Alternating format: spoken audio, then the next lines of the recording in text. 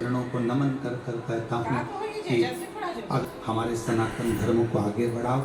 धर्म के मार्ग पर झगड़ा मत करो, धर्म के मार्ग पर झगड़ा मत करो, बाकी की सब दूर करो। तुम्हारा मन पड़े जहाँ झगड़ों पर धर्म नहीं।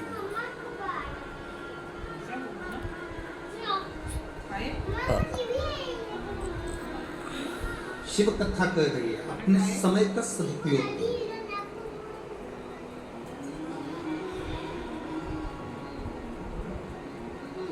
सुख ढूंढने के लिए हमें दूसरी जगह नहीं जाना। कई माताएं कहती हैं मेरे बेटे की शादी हो जाए, मेरी बहू आ जाए, वो मुझे सुख देगी। जिनकी आदत उनसे पूछिए कितना दे देगी। कुत्ते की चेन पकड़कर कुत्ता घुमाते हैं पर माँ बाप को नहीं घुमाते हैं। किस सुख की कल्पना कर रहे हो? किस सुख की कल्पना? बड़ा मकान बन जाएगा तो सुख मिल जाएगा ना।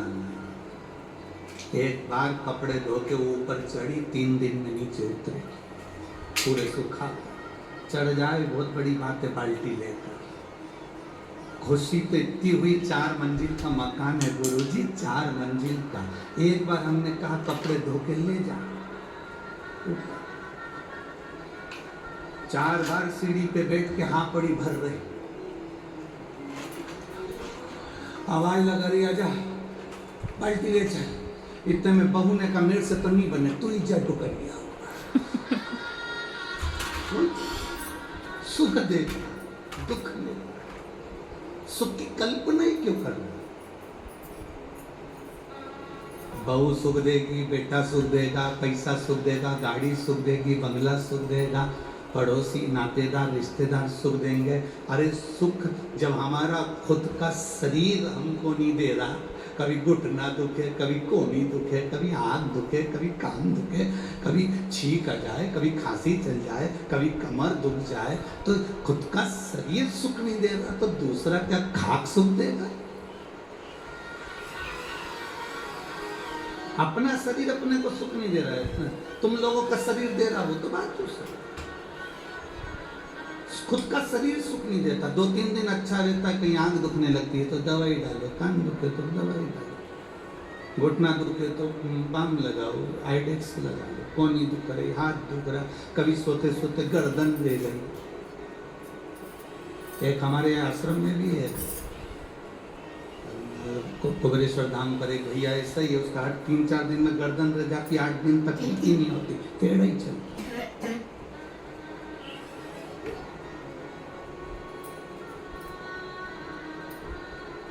सुख ढूंढो। अब तुम सुख ढूंढने के लिए गए हो, जब सुख अपना शरीर नहीं दे रहा तो दूसरे से क्या आस लगाना है? हम दूसरे से क्या आस लगाना?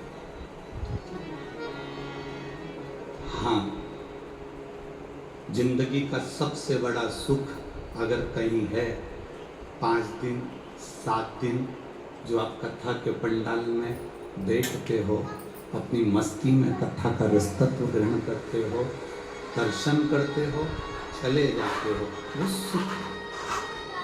शिव मंदिर में जाकर 1 लोटा जल चढ़ा रहे हो, बाबा से अपने दिल की बात कह रहे हो, वो सुख है। सच्चे गुरु की शरणागति में बैठकर कुछ ज्ञान ले रहे हो, वो सुख। गौ माता की सेवा कर रहे हो, वो सुख। माता पिता की सेवा कर रहे हो, वो सुख है। टेंशन को छोड़कर अपनी पत्नी अपने बच्चों के साथ भले गरीबी की जिंदगी जी रहे पर खुश होकर जी रहे, वो सुख है, उसको सुख कहते हैं। अमीर को सुख मिलता है गले में सोने की चैन से। काय से सुख मिलता है? जम के बोलो जरा। गले में सोने की चैन से। और गरीब को सुख मिलता है आराम से गद्दे पे सोने से। नींद भरपूर आ जाए, चैन की नींद आ जाए, समझ लो दुनिया के सबसे बड़े सेठ तुम हो। 4 गोली खाकर सोना पड़ रहा है तो भिखारी से बदतर।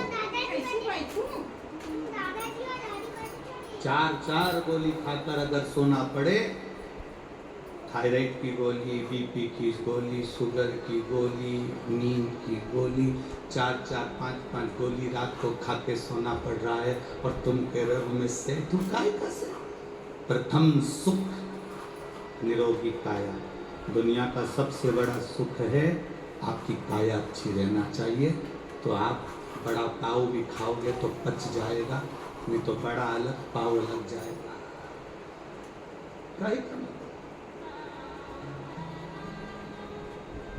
शरीर में सुख नहीं और तुम अन्य सुख की बात कर।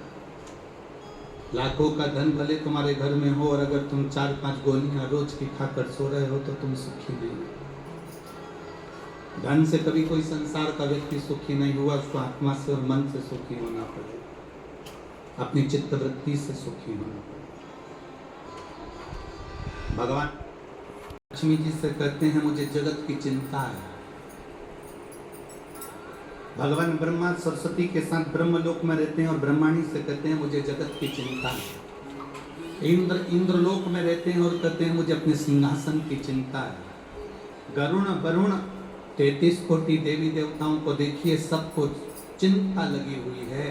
केवल एक देव अधिदेव महादेव एक ऐसे हैं जिनको विश्वनाथ कहते हैं। उनको विश्व की चिंता नहीं, विश्व को अपना परिवार समझकर संभाल कर चलो। तुम विश्व से मतलब रखते हो तो विश्वनाथ छूट जाता है। जिस दिन तुमने विश्वनाथ को अपना बना लिया उस दिन विश्व स्वयं तुम्हारा हो जाए। हम चिंता में क्यों ग्रसित हैं? क्योंकि हम परिवार को अपना समझते हैं।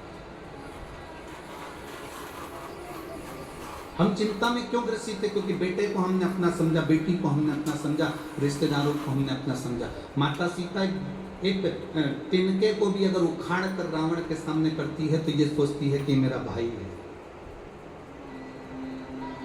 हम शंकर भगवान के दरवाजे पर जब भी जाएं, हम शिव के द्वार पर जब भी जाएं, हम भगवान की चौखट पर जब भी जाएं, तब हमारी चित्त वृत्ति में ये रहना चाहिए। भगवान देवाधिदेव महादेव के सामने पहुंचते से तुम्हारे भीतर ये होना चाहिए कि तुम किसी दूसरे के पास जल चढ़ाने नहीं आए हो, अपने पिता से अपने मन की बात कहने के लिए शंकर की चौखट पर आए। शिव की चौखट पर हम अपने दिल की बात कहने के लिए, अपने मन की बात कहने के लिए, हम किसी दूसरे से कहने नहीं आए।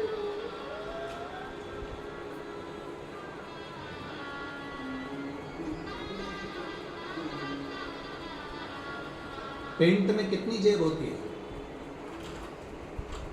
आप लोग पहनते हो ना, हमने भी पहने बचपन में। कितनी जेब होती है? 2। पहले की शर्टों में कितनी जेब होती थी? जम के बोलो। 2। टी शर्ट में 2 जेब, पैंट में 2 जेब, चड्डा में 2 जेब। 2 जेब पैंट में है, शर्ट में है, टी शर्ट में है। 2 जेब क्यों देते हैं? 2 जेब इसलिए देते हैं कि एक जेब में तुम मोबाइल रख लो, एक जेब में तुम पैसा रख लो, पर दूसरी जेब में रुद्राक्ष या माला या भगवान का नाम रखकर चलो। एक जेब में तुम दुनिया की सामग्री रखो, मना नहीं है। एक जेब में तुम दुनिया की वस्तु रखो, मना नहीं है। पर दूसरी जेब में एक बेलपत्र या तुलसी की माला या रुद्राक्ष की माला या भगवान का नाम दूसरी जेब में, या गीता रामायण अपनी दूसरी जेब में शंकर की अनुमोदन, शंकर की भक्ति को रखकर चलो।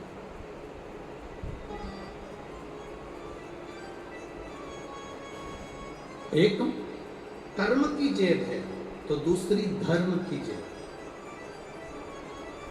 दोनों का बैलेंस बराबर बनाकर चलो। कर्म करो, परिवार संभालो, नाते रिश्तों के बीच में रहो, कुटुंब कबीले के बीच में रहो, सबके साथ रहो। पूरे परिवार को संभाल कर चलो, पर उसके साथ में धर्म को भी साथ लेकर चलो। बच्चों में संस्कार देते चलो, भगवान की भक्ति प्रदान करते चलो।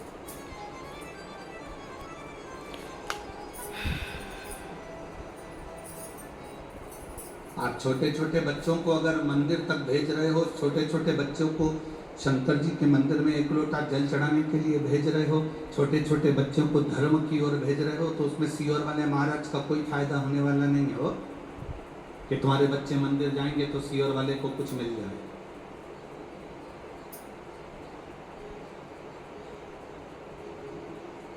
सीवर वाले महाराज ने तो एक बात कही कि अपने पड़ोस के मंदिर में जाओ। बोलो बोला कि नहीं बोला बार बार कि अपने पास के मंदिर में जाओ, अपने नजदीक के मंदिर में जाओ। अगर तुम कुछ चढ़ाओगे भी तो मंदिर को मिलेगा, तो उसमें सीवर वाले महाराज का लाभ नहीं। तुम्हारा बच्चा मंदिर तक जा रहा है तो उसमें सीवर वाले महाराज का लाभ नहीं है, सीवर वाले महाराज का फायदा नहीं है। तुम्हारे बच्चे अगर मंदिर तक जा रहे हैं, एक लोटा जल चढ़ा रहे हैं, तो उसमें तुम अपने बच्चों को संस्कार दे रहे हो और उनको बलवान बना रहे हो कि कभी हम नहीं भी रहे तो तेरा पिता ये देवाधिदेव महादेव, तेरी माता ये माता पार्वती तेरा साथ देने के लिए है।